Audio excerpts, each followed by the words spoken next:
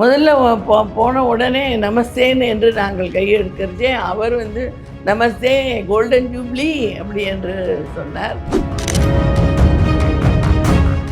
JG Hindu Vidyalaya அப்படி தான் எல்லா ஸ்கூலுக்கு பேரா அல்லது வேறு ஏதாவது உண்டான்னு ஆங்கிலத்தில் கேட்டார். இந்த நாட்டுக்குன்னு இருக்கிற ஒரு கலாச்சாரம், பண்பாடு, வாழ்க்கை முறை உலகத்தில் எந்த நாட்டுக்குமே கிடையாது. அதுதான் உண்மை, அதுதான் நிதர்சனமான உண்மை.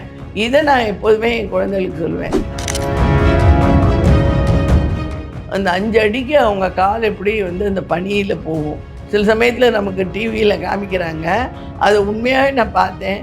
அந்த 5 பேரில் ஒருவருக்கு ஒன்று உயிர் போகும், இல்லை வேறு எதான காலோ கையோ போகிற மாதிரிலாம் ஆறுது. இவ்வளோ கஷ்டம் யாருக்குமே தெரியல சவுத்தில். ஆர்மினா என்ன, ஆர்மி எப்படி பண்ணுறது, எப்படி தெரியுமான்னு எனக்கு புரியல.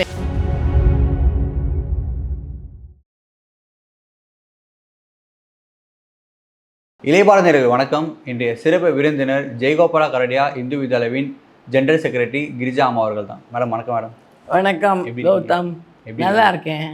ஓகேம்மா. நீங்கள் பிரதமர் ஐயாவை பார்த்துருக்கீங்க நாகர்கோயிலில். அந்த அறிமுகம் உங்களுக்கு எப்படி இருந்துச்சு?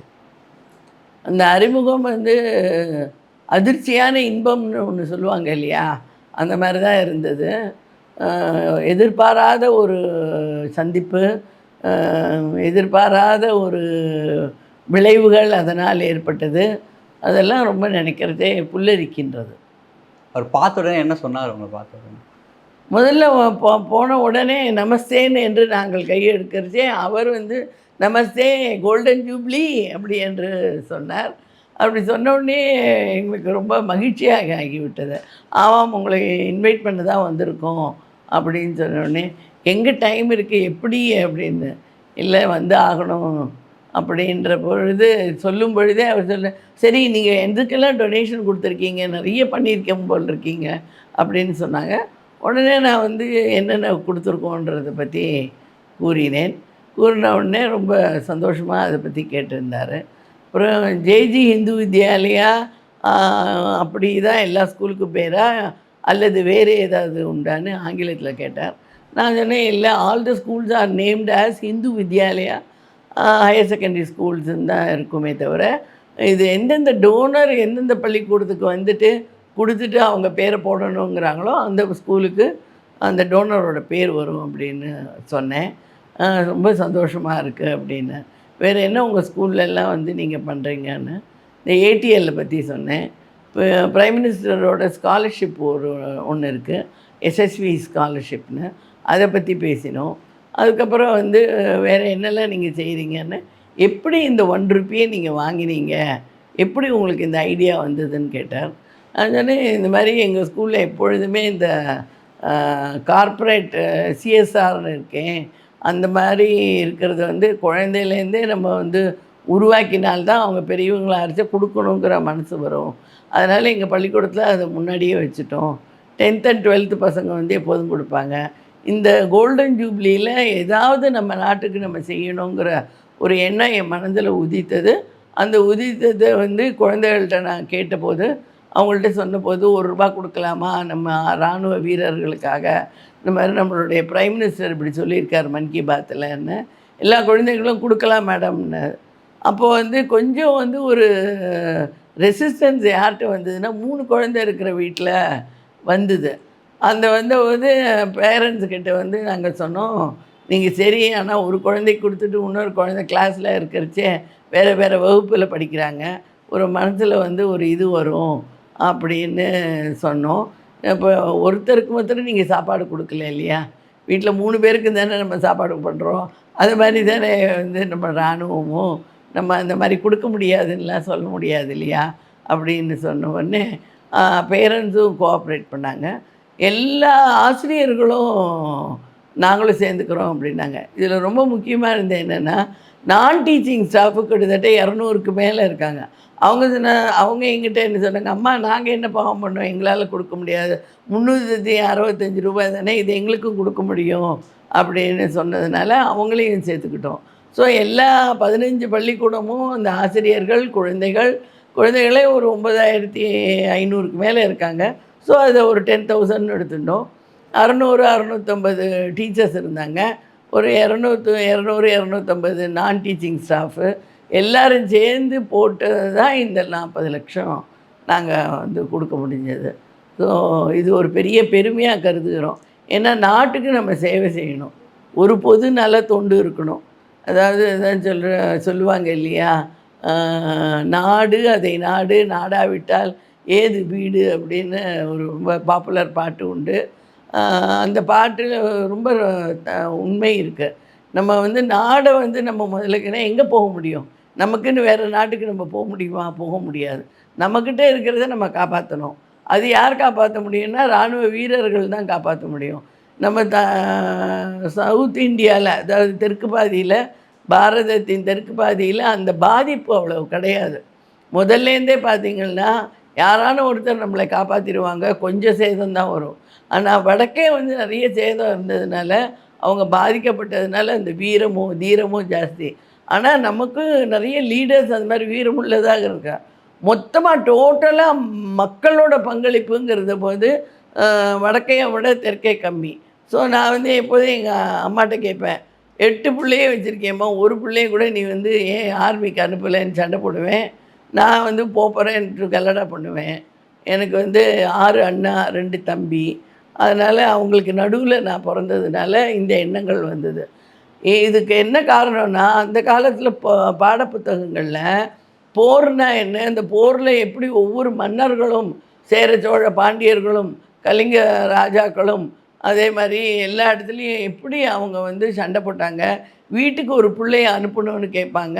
அந்த பிள்ளை போவான், போருக்கு போனோடனே அவன் வந்து இறந்து விட்டான்ற செய்தி வரும்.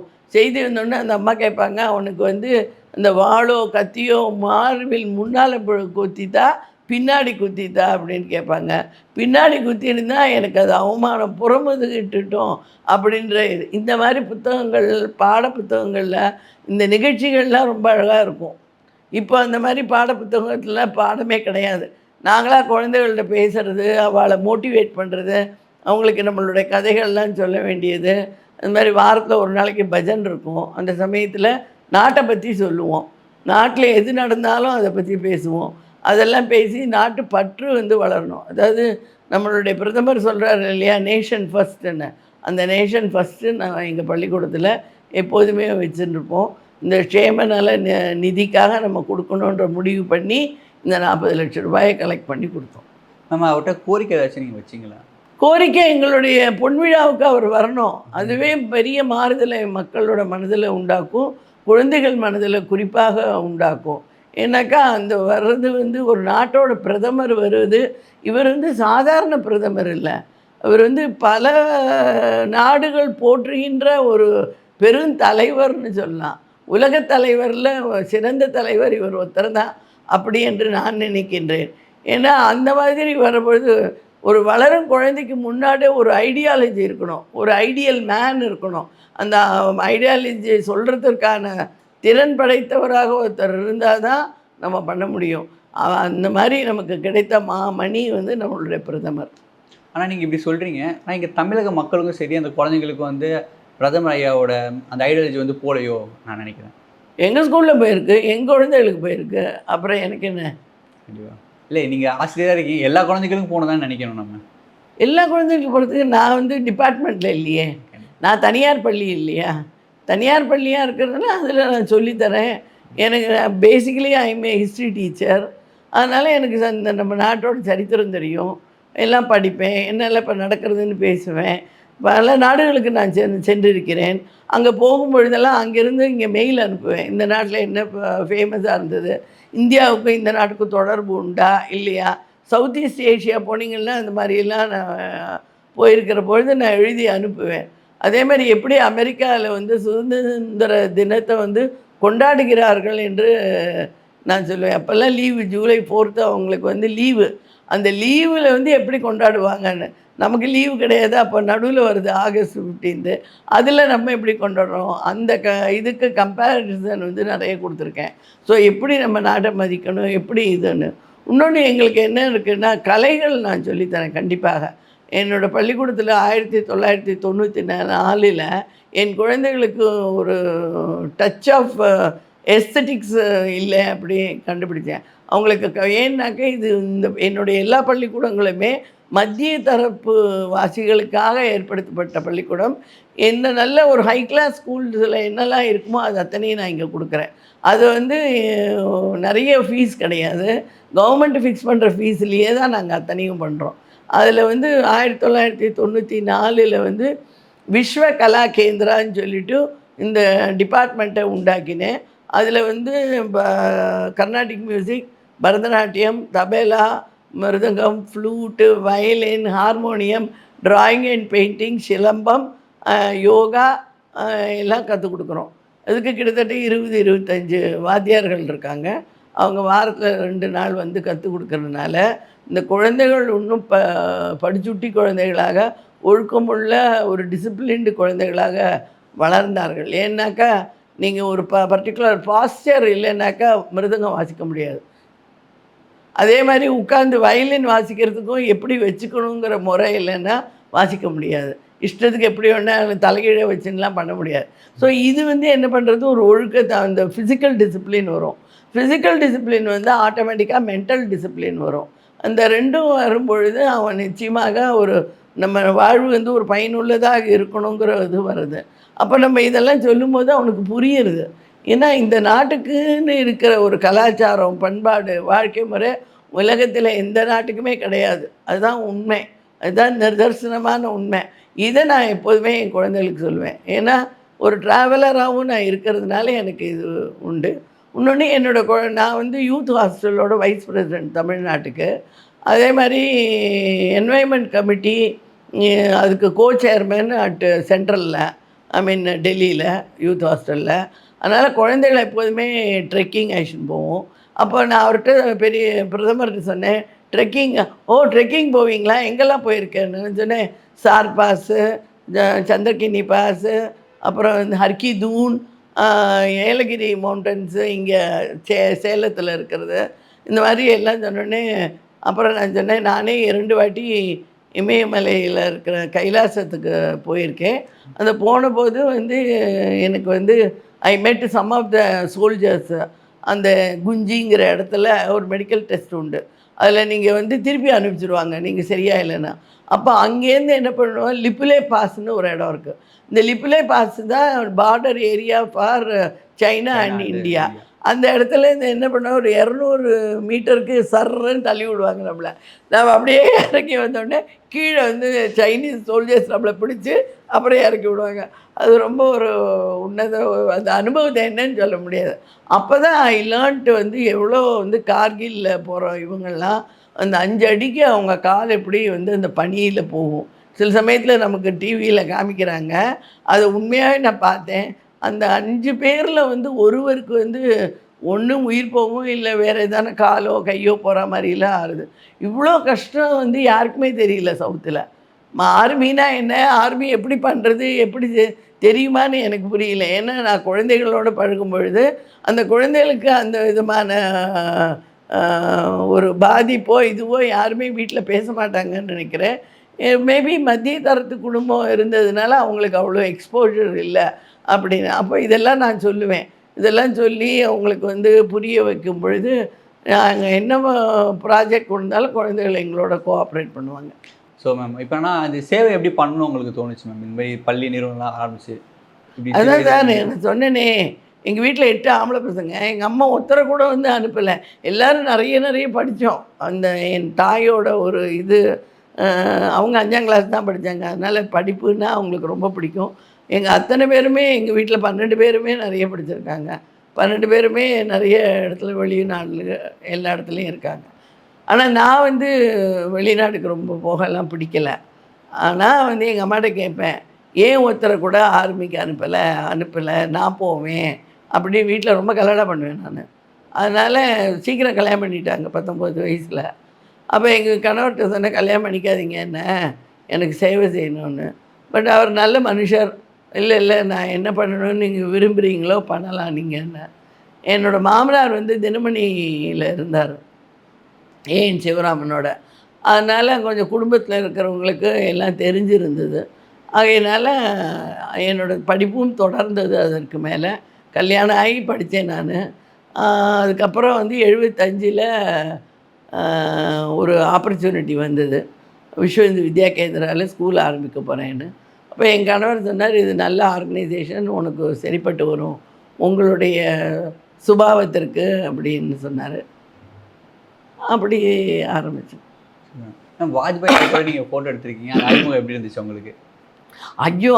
வாஜ்பாய்ஜியோட ரொம்ப அற்புதமான அனுபவங்கள் அவரோட. அவரை எப்படி முதல்ல பார்த்தேன்னாக்க டெல்லியில் பார்த்தோம் நாங்கள்.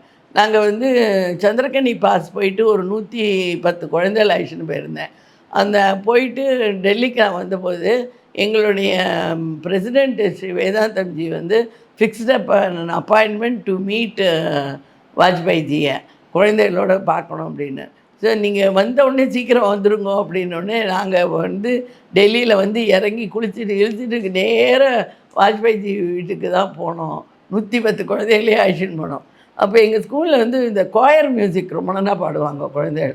அதுவும் தேசபக்தி பாடல்கள் ரொம்ப ரொம்ப நல்லாயிருக்கும்.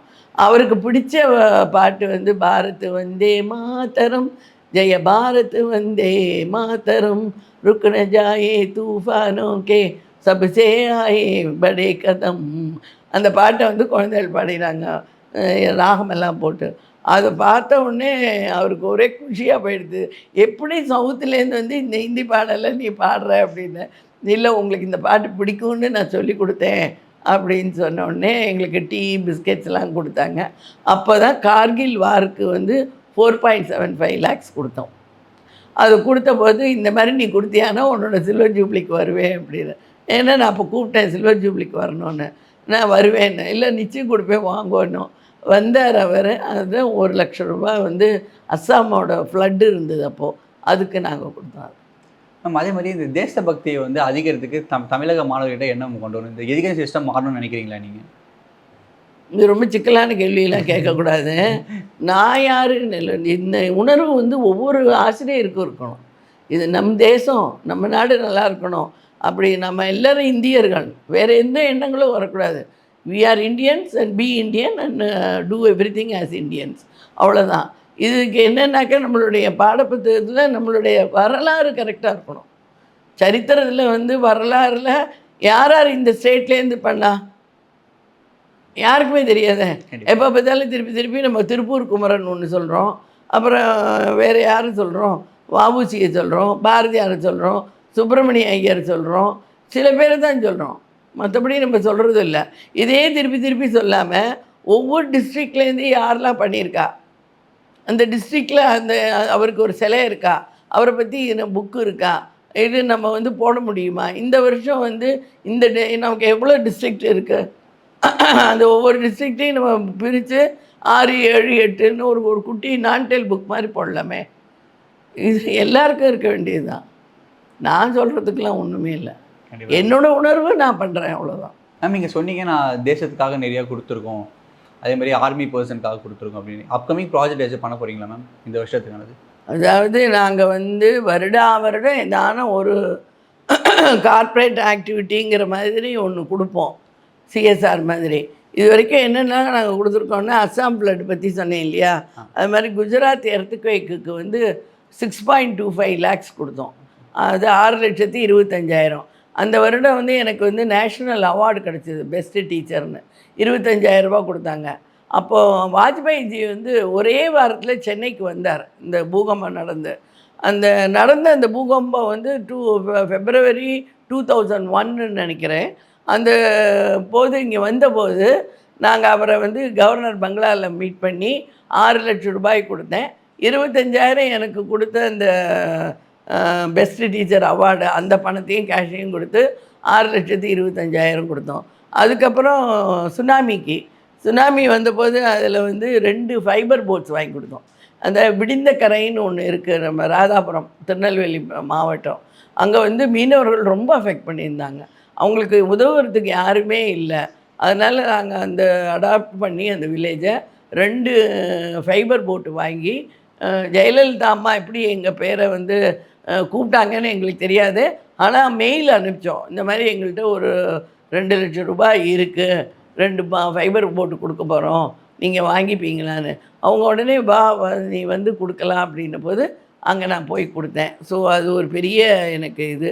அதுக்கப்புறம் வந்து வருஷம் 10th 12th பசங்க பாஸ் அவுட் ஆகி போவாங்க இல்லையா?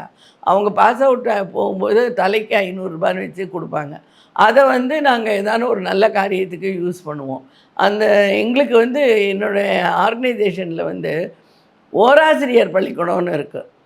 சாயங்காலம் 5 மணிலேருந்து 8 மணி வரைக்கும் திருவள்ளூர் மாவட்டம், காஞ்சிபுரம் மாவட்டம், ஸ்ரீபெரும்புதூர் மாவட்டம் இந்த 3 இதில் கிட்டத்தட்ட ஒரு 1000 ஓராசிரியர் பள்ளிகள் இருக்குது. அந்த பள்ளிகளில் இன்றைக்கு வந்து எல்லா வீடுகள்லேயும் இந்த குளியல் ப்ளஸ் பாத்ரூம் இந்த டாய்லெட்டு அதை வந்து கட்டி கொடுத்துருக்கோம். அதுக்கு வந்து ஒரு இது கட்டி கொடுக்க ரூ.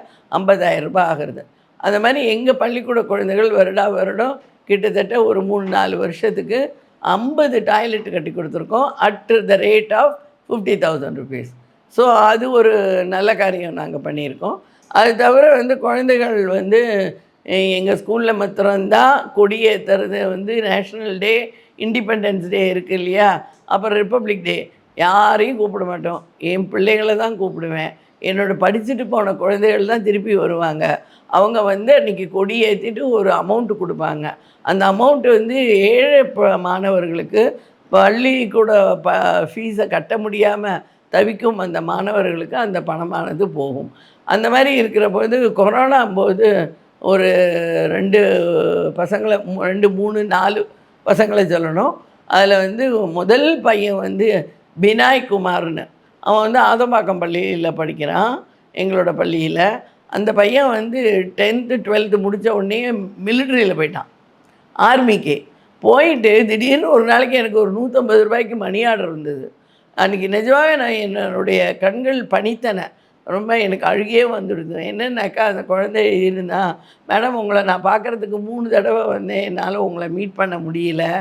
அதில் வந்து நான் வந்து உங்களோட ஹிஸ்ட்ரி கிளாஸில் மோட்டிவேட் ஆகி நான் போய் இன்றைக்கி ஆர்மியில் வேலை செய்கிறேன்.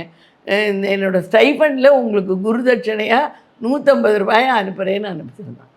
இதில் கையெழுத்து போட்டு நான் வாங்குவேன் இல்லையா, அந்த காலத்துலலாம் மணி ஆர்டர் அப்படி தான் வாங்குவாங்க.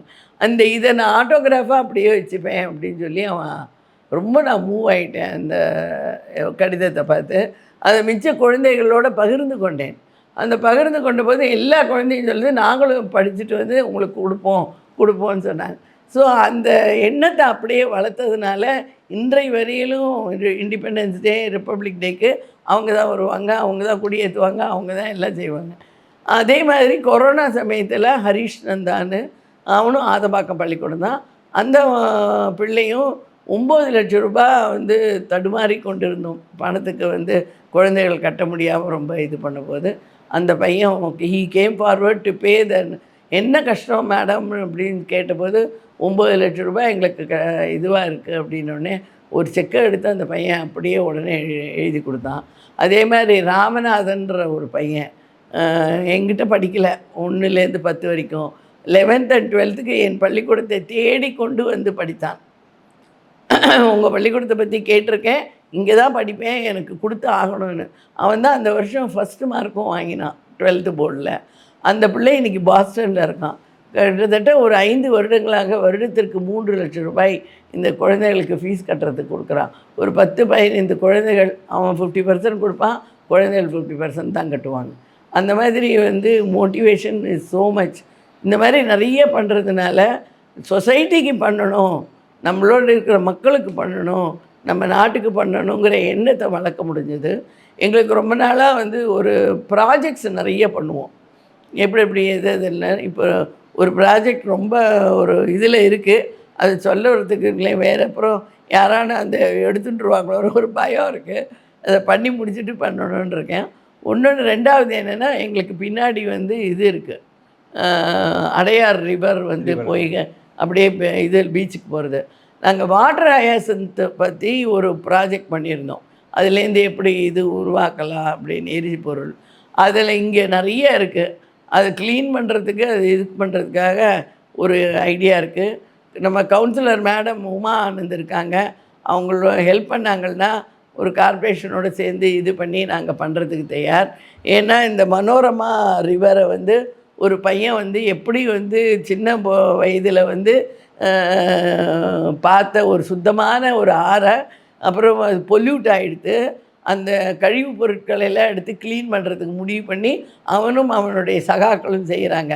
அதை பற்றி ரொம்ப கிலாசித்து ரொம்ப ரொம்ப பெருமையாக நம்மளுடைய பிரதமர் வந்து நேற்று மன் கி பாத்தில் சொன்னார். அது சொன்ன உடனே அப்போ ஐயோ, நம்ம பக்கத்தில் இருக்கிற இந்த ஆறை நம்ம பண்ணவே இல்லையே அப்படிங்கிற எண்ணம் வந்தது. அவர் வந்து மன் கி பாத்தில் ஒவ்வொரு பிரதேசம் நம்மளுடைய ஒவ்வொரு ஏரியாவில் என்னென்ன கிரேட்டாக இருக்குது, யார் யார் பண்ணுறா, அப்பாப்பா எப்படி தான் அவருக்கு இதெல்லாம் தெரியறது, எப்படி சேகரிக்கிறது, எப்படி மக்கள்கிட்ட சொல்கிறதுன்னு. ஏன்னா இதே மாதிரி அவர் கொரோனா போதும் மக்கள் எப்படி இருக்கணும், என்ன வந்து சுத்தமாக இருக்கணும், எப்போ கை கழுவணும், எப்போ இது பண்ணணும், எப்படியெல்லாம் இருக்கணும்னு சொன்னார். இப்போ கோடை காலத்துக்கு எப்படி இருக்கணும்னு சொல்கிறார். கோடை காலத்தில் எப்படி நீர் நிறையா இருந்தணும், ஒவ்வொரு ஏரியாவுக்கும் ஒவ்வொரு பானகம் இருக்குது, அந்த பானகத்தை பற்றி சொன்னார். மாம்பழத்தை பற்றி சொன்னார். விதவிதமான இந்திய மாம்பழங்களை பற்றி சொன்னார். இது வந்து அவரே ஒரு டீச்சராக மாறிட்டார்னு நினைக்கிறேன் நான் இந்த மன் கி பாத்தில். அது ரொம்ப ஆச்சரியமாகவும் இருக்குது, ரொம்ப தாட் ப்ரொவோக்கிங் மன் கி பாத். அது பாரத் கி வீர்னு ஒரு ப்ராஜெக்டை வந்து திருமதி நிர்மலா சீதாராமன் கொண்டு வந்தாங்க. அவங்க டிஃபென்ஸ் மினிஸ்டராக இருக்கிறச்சே. அப்போ ஃபிக்கிக்கு ஒரு ப்ரோக்ராம் பண்ணுறதுக்காக இங்கே சென்னைக்கு வந்திருந்தாங்க. அதில் ஆக்சுவலாக நான் வந்து எனக்கு ஒரு அப்பாயின்மெண்ட் கூட கிடைக்கல. கேட் கிராஷ் பண்ணி போய் ஒரு 15 lakhs நான் கொடுத்தேன். 15 lakhs ஒரு ஒரு ஒரு இராணுவ வீரர் போயிட்டாக்கா அந்த குடும்பத்துக்கு 15 லட்சம்னு வச்சுருந்தாங்க. அப்போது அது கொடுத்த ஒரே பள்ளிக்கூடம், ஒரே நபர், ஒரே இவர் வந்து நாங்கள் தான். ஆனால் நாங்கள் அதை பெருசுப்படுத்திக்கல, யார்கிட்டையும் சொல்லலை, அவசியம் இல்லை. நம்ம இந்த சாதாரணமாக தானம் ஒரு கையில் கொடுத்தா இன்னொரு கைக்கு தெரியக்கூடாதுன்னுவாங்க. ஆனால் இதை என்ன சொல்கிறேன்னா, அந்த குழந்தைகளுக்கு ஒரு மனதில் இருக்கும் இல்லையா, நம்ம எல்லாம் சேர்ந்து கொடுத்த இந்த பணம் யாரும் கண்டுக்கலையோ ஒன்று.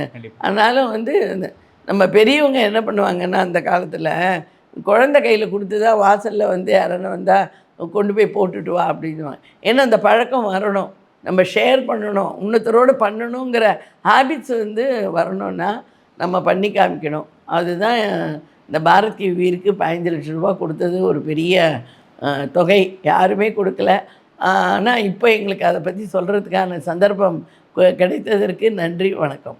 கண்டிப்பாக உங்கள் பொன்னான கருத்துக்களை இளையபாரதி பகிர்ந்ததுக்கு மிக்க நன்றி. நன்றி, வணக்கம்.